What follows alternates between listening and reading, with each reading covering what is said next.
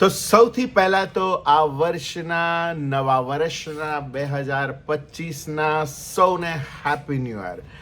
2025નું તમારું આ વર્ષ તમને ખૂબ મજા કરાવે તેવી શુભેચ્છાઓ. નમસ્કાર દોસ્તો, હું છું ગર્વથી ગુજરાતી વિપુલ અને તમે પણ ગર્વથી કહો હું ગુજરાતી. હજી સુધી પણ તમે તમારી જાતને ગર્વથી ગુજરાતી છું એવું ના કહેતા હોય તો આ 2025માં હવે એક રિઝોલ્યુશન લઈ લો કે હું પણ મારી જાતને ગર્વથી ગુજરાતી છું એવું કહેવડાવીશ. હું ગુજરાતી છું, મારી ભાષા ગુજરાતી છે, એટલે મારી ગુજરાતી ફિલ્મો હું જોતો હોઉં છું અને એના રિવ્યૂ કરતો હોઉં છું. જાન્યુઆરી મહિનો 2025, જાન્યુઆરીમાં બહુ જ બધી જુદી જુદી ફિલ્મો આવી રહી છે. આ મહિનામાં જાન્યુઆરી મહિનામાં 7 નવી ફિલ્મો આવી રહી છે. કેટલીક ફિલ્મો એક જ દિવસે 2 અથવા તો 3 પણ આવી રહી છે. ગુજરાતી ફિલ્મોમાં આટલી બધી હદ સુધીની કોમ્પિટિશન બહુ જ અઘરું છે. માંડ એક તો ઓડિયન્સ આવે છે ને એમાંય પાછું 2 ફિલ્મો એકસાથે આવે એટલે તો અઘરું જ થઈ જાય. મિત્રો, વાત એ હતી, આજે મેં વાત એટલા માટે કરવાનું નક્કી કર્યું કે હું રિવ્યૂ કરવા માટે હંમેશા ફર્સ્ટ ડે ફર્સ્ટ શો જોવાનો આગ્રહ રાખતો હોઉં છું. અને હું હમણાં બુક માય શો ખોલીને બેઠો છું તો એક પણ એવું થિયેટર નથી 2 ફિલ્મોમાં. પહેલાં તો એ વાત કરી લઉં કે 2 ફિલ્મો આવે છે. એક તો સરસ કેપ્શન છે, જાન્યુઆરી 3G એટલે વિક્ટર 303. સરસ કેપ્શન છે, મને બહુ જ ગમ્યું આ. તો વિક્ટર 303 303 આવે છે અને બીજી ફિલ્મ છે કાશી રાઘવ.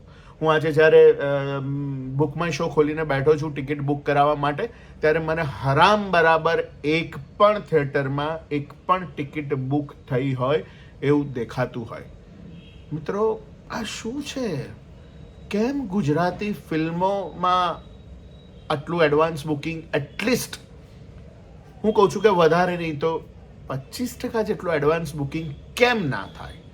મને હંમેશા એ વાત મૂંઝવે છે કે એવી શું સમસ્યા છે લોકોને કે ગુજરાતી ફિલ્મો નથી જોવા જઈ રહ્યા ઓડિયન્સ. અને હા, એવું નથી કે સારી નથી આવતી, ઘણી બધી સારી ફિલ્મો આવે જ છે, પણ આપણો આ ગુજરાતી પ્રેક્ષક ગુજરાતી ફિલ્મો જોવા કેમ નથી જતો?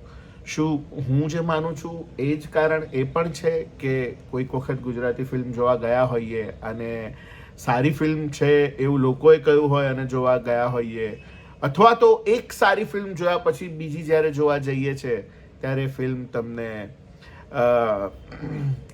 એ ફૂલફિલ નથી કરતી તમારા મનોરંજનને. શું એવું છે? એટલા માટે તમે ગુજરાતી ફિલ્મો જોવાનું ટાળો છો? શું કારણ છે?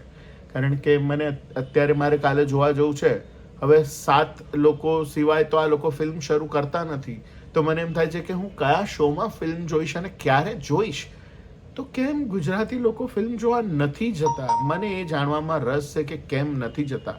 ખબર જ છે આમ તો કે કેમ નથી જતા, પણ તેમ છતાં તમે કહો કે તમે કેમ નથી જોવા જઈ રહ્યા. 2 સરસ મજાની ફિલ્મો આવી રહી છે, કાશી રાઘવ અને વિક્ટર 303. શું તમને એક પણ વ્યક્તિને એવું નથી થઈ રહ્યું કે ચલો આપણે જોવા જઈએ, ટિકિટ બુક કરાવીએ?